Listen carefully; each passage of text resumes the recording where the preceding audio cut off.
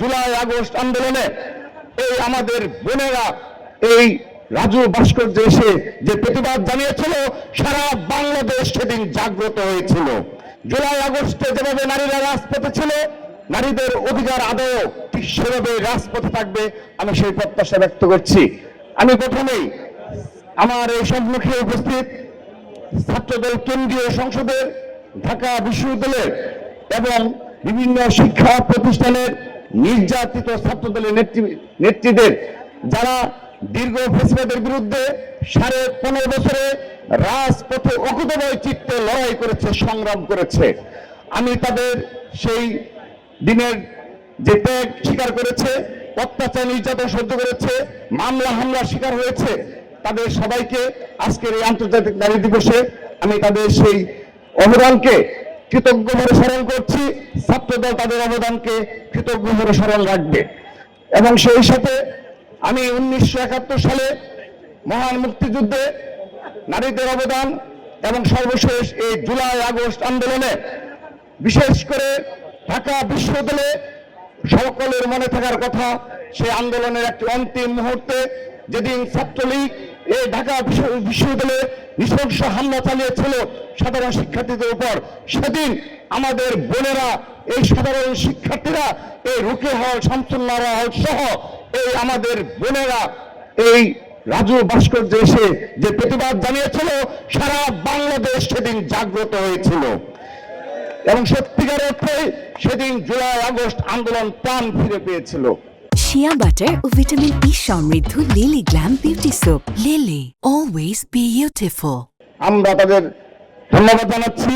এই আন্তর্জাতিক নারী দিবস উপলক্ষে তাদের উদ্দেশ্যে বলতে চাই, এবং আমাদের স্থায়ী কমিটির অন্যতম সদস্য সেলিম আপা বলে গিয়েছেন, তাদের সেই ধরনের রাজপথে অবদান, রাজপথে অবস্থান, যখনই বাংলাদেশে কোনো অপরাধ সংগঠিত হবে, তাদের সম্মিলিতভাবে সেই প্রয়াস আমরা দেখতে চাই।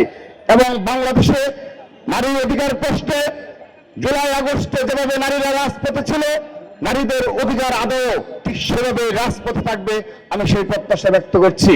আজকের এই আন্তর্জাতিক নারী দিবসে এটি উদযাপন করার মতো দিবস, কিন্তু এই বাংলাদেশ আজ এই 24 সালের পরবর্তী বাস্তবতায় 25 সালে যে বাস্তবতায় উপনীত হয়েছে, বিশেষ করে সর্বশেষ সময়গুলোতে এই নারীদের প্রতি সহিংসতা, নির্যাতন যেভাবে বৃদ্ধি পেয়েছে এবং সারা দেশে ধর্ষণ সহ যে ধরনের নারীদের প্রতি সহিংসতা বৃদ্ধি পেয়েছে, আমরা সত্যিকার অর্থে ক্ষুব্ধ, আমরা ব্যথিত।